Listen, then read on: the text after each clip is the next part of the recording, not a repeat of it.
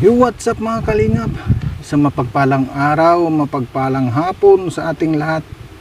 Andito pa rin tayo mga kalingap sa lugar nito. At hindi po natin alam kung anong lugar nito.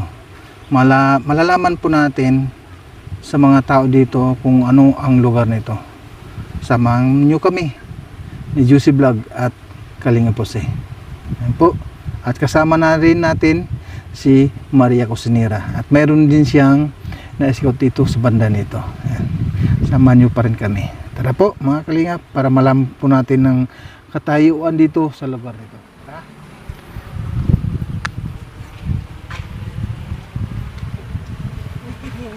At mayroon tayong pupuntahan dito sa lugar nito. Ito. At punta muna tayo.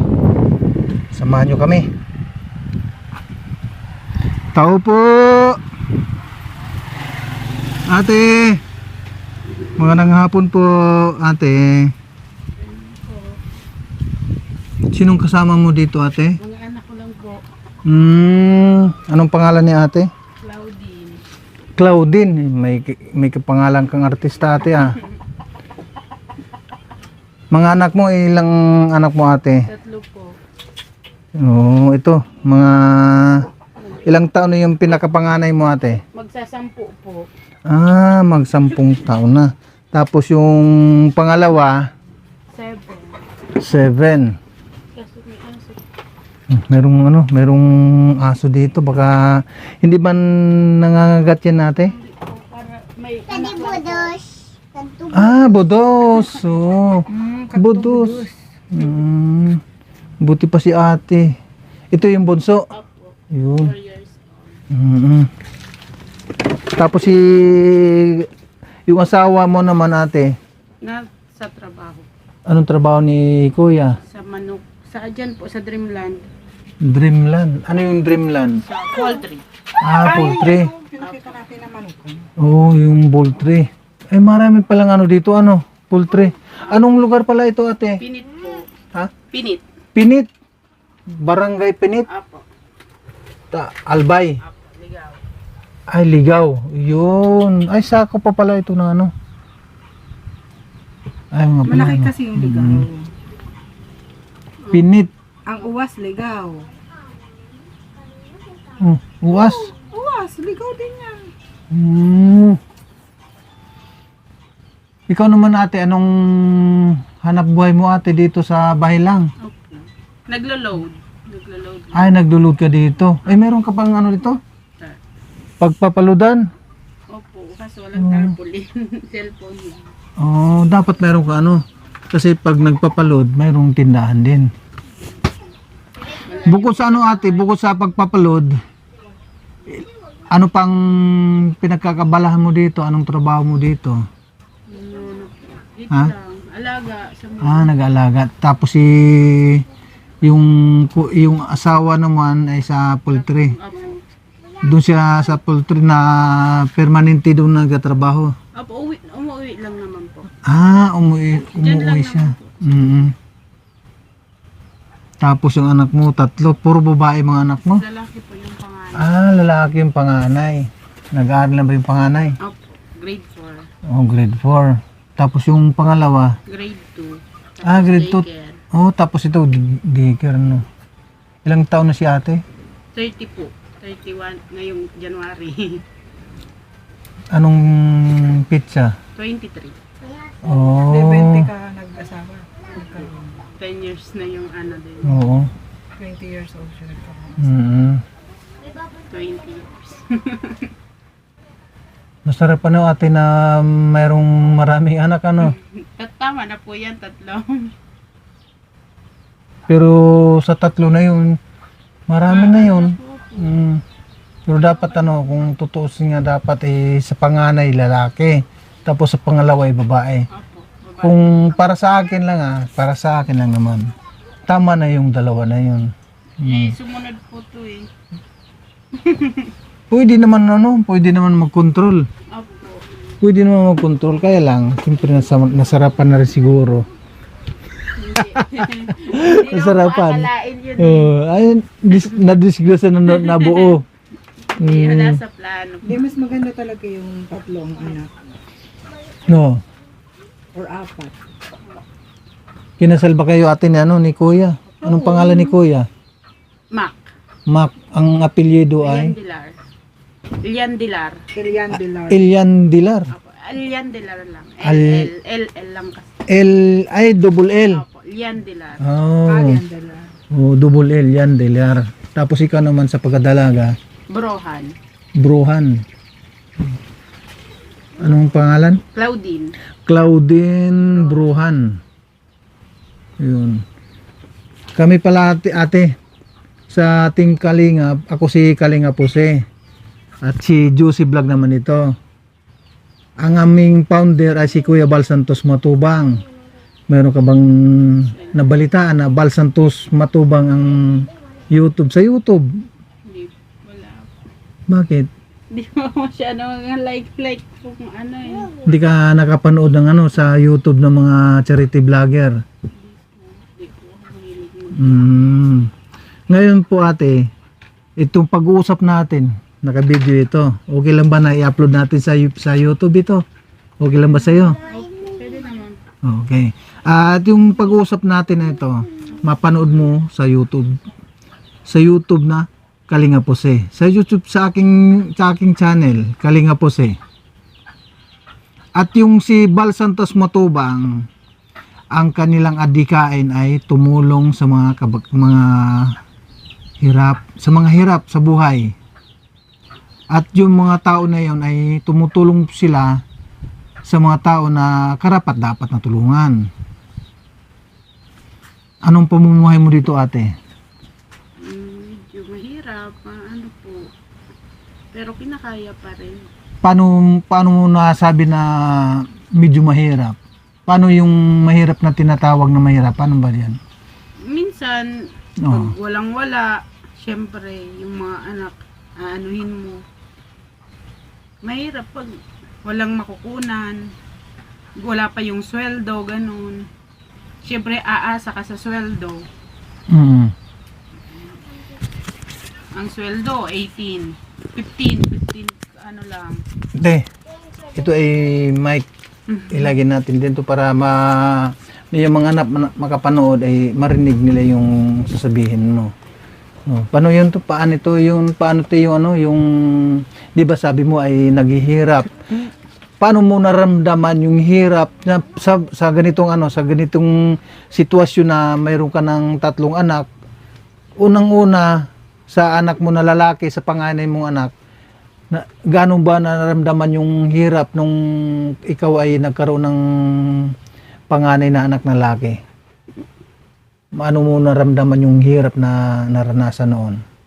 Noon, okay lang, parang ano pa lang po kasi, nag-umpisa na sa pamilya, pag magulang pa po ako eh. Parang naano pa po. Yung nung nagbukod na kami sa pangalawa, yun na nararamdaman na yung hirap. Kasi ako na mismo yung tumatayong magulang sa loob ng bahay. Siyempre, ako na lahat gagawin. Iisip ng kung ano pagkain na lahat. Kung anong ininegosyo, iisip ka kung anong pagkakakitaan. Naisip mo talaga ate no kung paano kikita, kung Opo. paano Opo. kumita ng ng legal Opo. sa pamamaraan. Hindi mo ba naisip ate nung ikaw ay nagkaanak sa unang anak mo na panganay, naisipan mo ba na palakihin ko muna itong anak mo na panganay tapos mag-abroad ako or pumasok ako ng trabaho para matulungan ko man yung aking asawa? Meron na pumasok ba sa isip mo na nagkaroon ng ganun na isipan na gusto mong pumasok ka bilang katulong or ano ba ang natapos mo ate? Matanong ko lang. 4th year po. 4th year. Oo. Opo. Hindi mo ba naisip na na magpumasok muna akong katulong sa Manila or sa malapit na karating na lugar dito sa Legazpi? Opo, Hindi mo ba naisip yan? nag-aano po ako ng Kaso hirap po akong iwanan yung mga bata. Ngayon nga po, nagtrabaho ko doon sa Manila, kakauwi ko lang noong 30. Mm. Hirap din po kasi kung saan-saan sila naiiwan. Mm. Yun lang po yung ano ko, kung saan-saan naiiwan. Kaya mahirap din magtrabaho pag yung mga anak yung isip mo sa anak. Gaano ba kahirap tun ate nung ikaw ay nyon? Sinasabi mo nga na naranasan ko yung hirap, lalong-lalo na yung ikaw ay nag-asawa na. Ano ba yung hirap na naranasan mo noon nung kasulukuyin ka pa lang na nag-asawa? Ano ba yung naramdaman mo na hirap noon? Kaysa ngayon? Noon po kasi talaga, ang hirap kasi yung mga bilihin, yung mga ano ngayon, 'di ba? Mga ano na ngayon, malalaki na. Mataas ang Di bilihin. kagaya nung nag-uumpisa pa lang ako kasi kaya pang budgetin kasi isa pa lang. Paano po, naging 3, di syempre po maano Mahirap na na po. talaga, no? Mahirap Opo. ng tansyahin yung, ano, budget, yung budget, ano? lalo na lumalaki na po yung panganay. Oo, tapos Nung nag-aaral pa. nag-aral na po. Lumalaki. Lumalaki yung ng gastusin. gastos. Opo. 3 na sila nag-aaral. Yun, dun, Kahit- noon. Kahit po, daycare, may gastos, May gastos na pa rin rin po. yan. Opo. Eh, Sa baon lang sa mga po. ano lang, sa uniform. Opo. Tapos sa baon. Sa baon, opo. Habang lumalaki ang pamilya, Opo, lumalaki din lumalaki po yung, din yung opo. gastos. Ganyan, sa panganay mo, pag sa, di ba senior high ngayon. Opo. Pag nag-senior high yan, ay malaki-laki ang gastusin na rin. Lalo na naman pag nagkolehiyo. Di ba? Tapos, ang trabaho natin ay ganito lang. Simpleng trabaho lang, pero paano natin mabuhay yung pamilya natin para makapag-aral sila ng mabuti? Paano ang gagawin natin ate? Ano yan? Meron bang sumagi sa isip mo na magtrabaho ulit? Papasok sa ganyan, mag-abroad? Hindi mo ba naisipan mag-abroad? Hindi po. Wala po, mahina po yung ano ko sa pag-abroad Sa pag-abroad, ano? Opo, mahina po yung... Pero hindi mo naisip na mag-abroad? Hindi. Dito lang talaga sa Pilipinas, no? Kasi yung pamilya natin, nandito lang sa Pilipinas. Pwede din sa sa Maynila. Maynila po. Pag lumalaki na yung mga anak, pwede rin doon. Baka po makaisip pag pag malalaki na kailangan na po yung talaga. bunso mo lumalaki Opo. na rin. Ito lang naman mga iniisip ko pag nagtrabaho. Magkano pala ate yung sinasahod ni Kuya bilang sa Minimum trabaho po, sa 395 a day. 395? Yung minimum Siyempre wage po yan? dito Ano man yan? Provincial rate? Yun lang po. Oo. Minsan, di kinakaya din. Oo. Di kinakaya sa gastos. Yeah, tis lang talaga, Opo, ate? titis. Siyempre pamilyado na Opo. tayo. At siyempre habang lumalaki yung Konting diskarte. yung mga bata, kailangan dumiskarte tayo ng para mabuhay mga anak. Basta lang ate, basta magtiis-tiis lang para mabuhay yung mga anak natin, para lumalaki sila ng may takot sa Diyos. Ipagdasal lang natin, Opo, alam na po nila yan. So paano ate? Kami yung ating yung ating tinatawag ay scouting muna to Opo. para malaman po natin kung ano yung sitwasyon, katayuan sa buhay, para malaman po ng mga manood kung sino yung mga panood nito. Meron ka bang Meron ka bang panawagan sa mga panood nito kung sino yung mga panood? Meron ka bang hingin para sa kanila? Sa mga anak mo? O hindi na para sa iyo, kundi para sa mga anak na lang. Ano ang request mo sa mga makapanood nito? Kahit kuya, basta bukal po. Bukal na mabigayan ng mga anak. Ganun. Para lang po sa mga anak ko. Tama yan. Po. Kasi, tatanggapin ko po. ayun. ng Kasi ang bukal. karamihan, mga tinatanong ko mga Opo. ganyan, demanding ang Opo. karamihan. sinasabi nila mga ganito.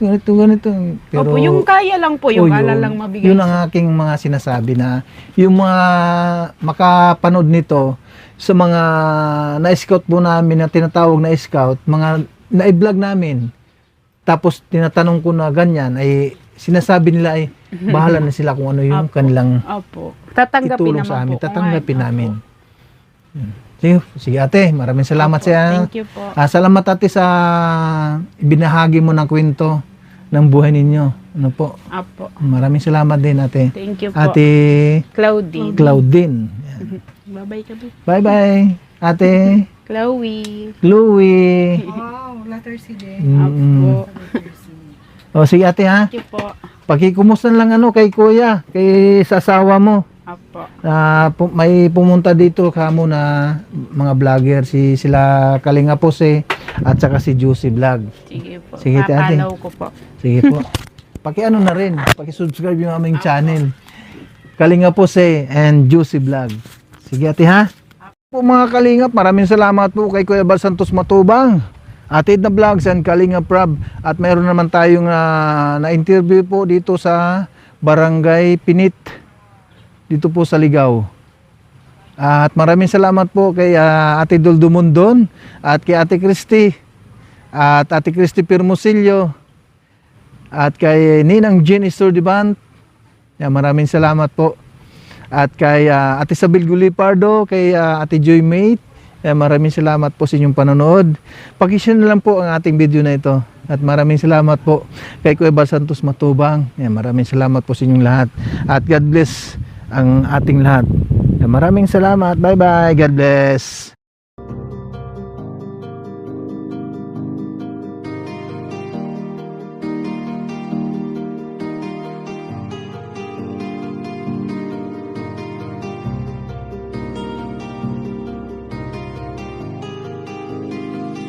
Para sa inyo, lagi nandyan siya at mag-aabot ng pag-asa. Kahit gaano kahirap, kakayanin para lang makapagpasaya ng kanyang kababayan na lubos na nangangailangan. May Kalinga Pose, kayong kaibigan at palagi niyong masasandalan. Minsan di nagdalawang isip na tumulong. Kung kinakailangan nandyan siya at hindi umuurong. Basta para sa inyo kahit maputi kang daan. Hindi niya alintana para lang makapaglaan at makapagpasaya ng mga taong nalulumbay. Nandyan siya at magbibigay ng kulay. May Kalinga Pose, kayong masasandalan at kayo ay tutulungan.